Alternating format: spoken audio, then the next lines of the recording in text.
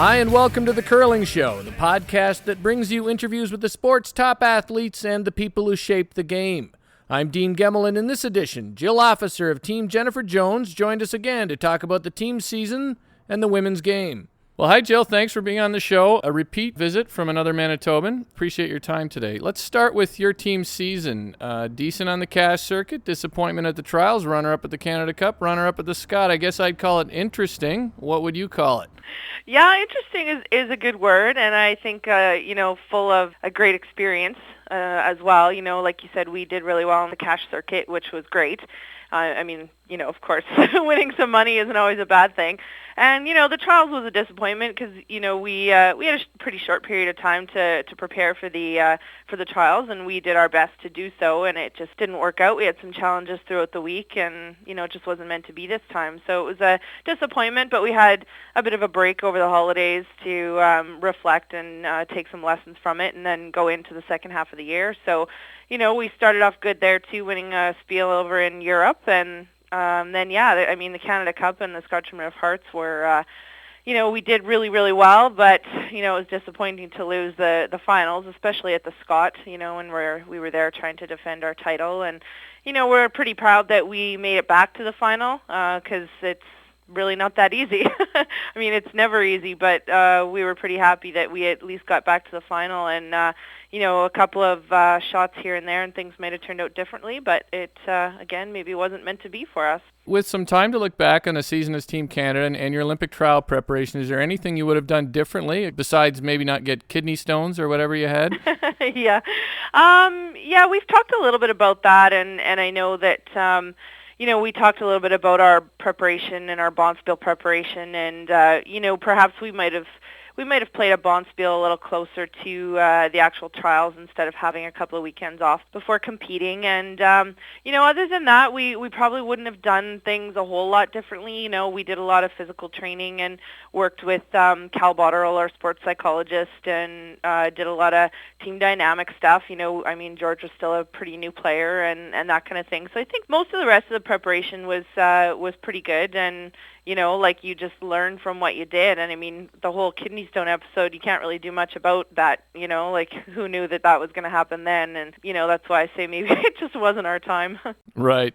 Yeah, kidney stones, you can't really plan around kidney stones. So. No. And I think we, for the most part, dealt with the situation fairly well. And we came out and played our best game after we first had to deal with the situation. We played our best game of the week against Sherry Middaugh, and then it was just kind of hard to keep that going because it was kind of an emotional roller coaster for everybody. And I think that it was a challenge, and it's an experience to learn from as well. But that's something that's so hard to prepare for. So. You mentioned Georgina Wheatcroft, who was a new addition to your team this year, and to be honest, to me, it looked as though the chemistry still wasn't quite right at the trials among all of you, but it did appear to be improved a bit at the Scott. Is that a fair assessment?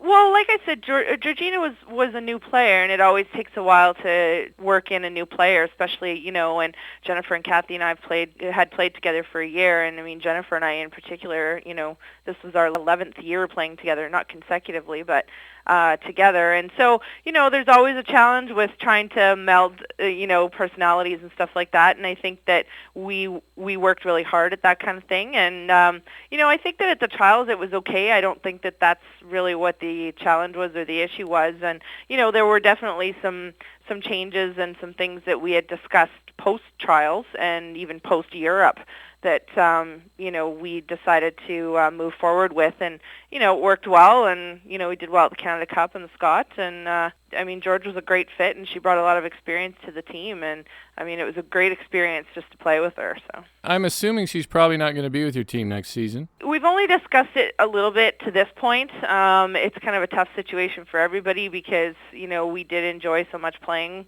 with Georgina, but it's obviously a really tough situation for her with her family back in British Columbia. So, we're sort of discussing things right now to see how we can move forward from here, but I'm not really sure at this point what's going to happen. So no word on what the makeup of your team in general will be like next year? No, I think that it's a kind of a given that the three of us will be moving forward together with sights set on Vancouver. And, we've had some discussions with Georgina about the situation and, what sort of potential there might or might not be. But I mean, it was a really tough year for Georgina because of the travel and, her family being back in BC. And, we're just kind of tossing things around right now and seeing what's maybe the best option for everybody. Hey, Jill, there seems to be a lot of hand-wringing in Canada, and I think it's more than just internet chatter about the state of the women's game in your country. I think there are a couple things at work here. One, an extremely talented Swedish team, and two, the rest of the world being committed to developing at least one elite team. But it does seem like the women's game in Canada may not have the depth of the men's game. What do you think about that? There's obvious reasons for that, and the physical thing is probably one of the main things. I think generally speaking, women are unable to throw as much weight as the men's teams, and sweeping comes into effect too. I think sweepers are managing rocks more than they ever have before. So I think that those couple of things are big. And when you can't, when you have a team or you have women on your team that maybe can't throw the weight that you need to sometimes bail out of ends, that makes maybe some teams reluctant to put too many rocks in play or to play a certain style of game because they don't have the tools that they need in order to bail out of an end or things like that. So, I think that the women's game is always going to be different from the men's game, but I know that women's teams are recognizing that, tools such as rock management by the sweepers as well as, having that ability to throw a lot of weight or like a 6 or 7 second peel is sort of a huge asset to the women's half of the game. So I think there always will be a difference, but hopefully all the women's teams begin to pick up on some of these things and, we can sort of improve our game. What do you think about this Norberg team, though? They seem to be a bit of a paradigm-shifting team in that they seem to be able to throw big weight. They seem to maybe have just a few more shots. Yeah, and they've obviously proven themselves over the last, year or a little more than a year being on top of the world now 3 times. And they do have the ability, like Annette has the ability to throw the big weight, and they've got Eva who makes a lot of great shots, and, their front end is really good. So, they're solid from top to bottom. So no wonder they're hard to beat, and I think that they set a really good example for women's teams around the world in what it is that we're going to have to achieve now. I think they've set a little higher standard right now. It'll be interesting to see how other teams change and adapt. Not that, your team is capable certainly of beating them on any given day, and you guys can throw the big weight, but they're interesting to watch. Hey, you guys have the Players' Championship still on your schedule. How do you stay motivated for that? We do have the Players' Championship on our schedule, and we're excited about it. We're really looking forward to it because it's the first time that we've had this opportunity for the women's tour to have sort of a year-end championship event, and so we're really looking forward to it. Anytime you get the opportunity to play in an arena setting and on good ice, it's always really exciting. So, now we're starting to sort of get back into practice and that kind of thing after taking a little bit of time off after the Scots, and although it is quite difficult to find practice ice at this time of year because it's mixed bonspiel season. But all right, it's toaster spiel time, isn't it? Exactly. So, it's been difficult finding some ice time, and as a matter of fact, we don't even have ice left here in Brandon, so I'm going into Winnipeg to practice and stuff with the girls. So we're excited about it, and we're gung-ho to go and hopefully win it. The Scotty Tournament of Hearts final, you lost to Kelly Scott, and there was some media coverage suggesting that the relationship between your teams might be just a bit frosty. Is that just a media angle, or is there a little more intensity than usual in this rivalry? Yeah, well, I think that any time that you've played against a team or a couple of players from a team over a period of a number of years, I think that maybe some people, and including the media, assume that there is a rivalry there because, you continuously play against these teams. And we've played against, like Jennifer and myself particularly, have played against Kelly and Sasha in a number of big games since we were like 15, 16 years old, like we played them in the provincial final here in Manitoba a couple of times, and, we won one year, they won the next, and we've played them so much in such big competitions that maybe it's just something that people see as a rivalry. But you know what? I think that they're a really great team, and I think that they did Canada proud, and, it's not, a lot of people are commenting on, how Canada should or shouldn't be doing at the world level. And the reality is it's just not as easy for Canada as it used to be. And, they had 4 major championship events within a period of 2 months. So, I mean, they must have been quite tired. So I think that they did Canada proud, and I'm sure they gained from the experience. And, I know that we'll play them again down the road. Yeah, I think you're right. Canadians, I think, are just antsy because there's been, 3 women's events now where they haven't won. But that the reality is, like I said, most of the countries seem to have developed at least one really good team. And even you look at the Japanese women, and technically they're very sound.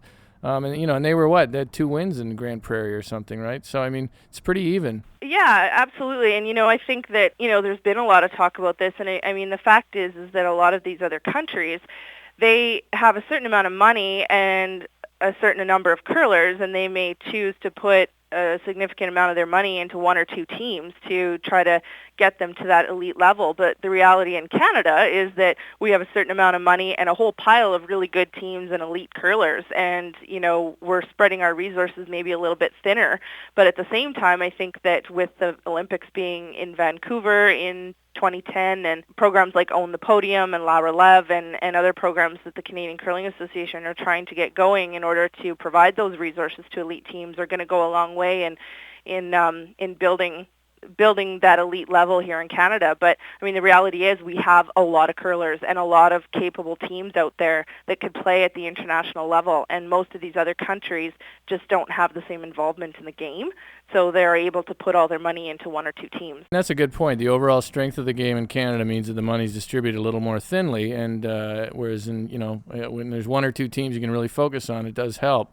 That said, I think in the final, it was a great women's world final, and the 2 best teams were in the final. So it was a great game to watch, I thought. Absolutely. I mean, it was high scoring, which meant that there was a lot of rocks in play, so that's always entertaining to watch. You have some unusual plans for the off season. Do you want to tell us about them? I'm actually going to climb Mount Everest. I'm not going to the summit, as many people sort of assume initially, but we're going, my brother and his girlfriend and I are going to Mount Everest Base Camp, which is about halfway to the summit. I believe it's about 18,000 feet.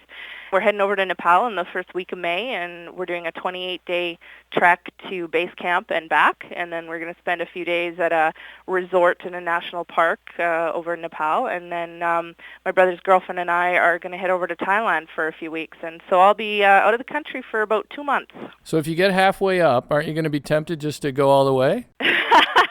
I'm pretty sure no. I'm not a mountain climber by any means, and I mean the trek that we're doing is more of a trek and a hike and doesn't really involve like mountain climbing per se, but I'm pretty sure that the physical demands and the mental demands of the trek to base camp will be enough, and I don't think I'll have much desire to go to the summit. All right.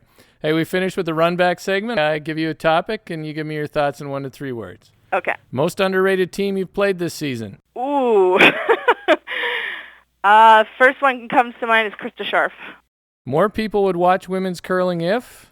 We could throw the big weight and had more rocks in play. Ryan Fry at second for Jeff Stoughton. Little caught off guard this morning when I read that. Oh, I knew about it a week ago. I didn't reveal it. But oh. The worst thing about a season is Team Canada. Oh, I don't know if there is anything bad about that. And the best thing? Just being able to represent our country and have the Maple Leaf on our back. That's more than 3 words, sorry. Yeah, it's all right. That'll do, Joe. We don't hold too strict a standard in the run back. Hey, thanks for your time. I appreciate it, and enjoy the off-season and your trip, and good luck at the Players' Championship. Great. Thanks, Dean.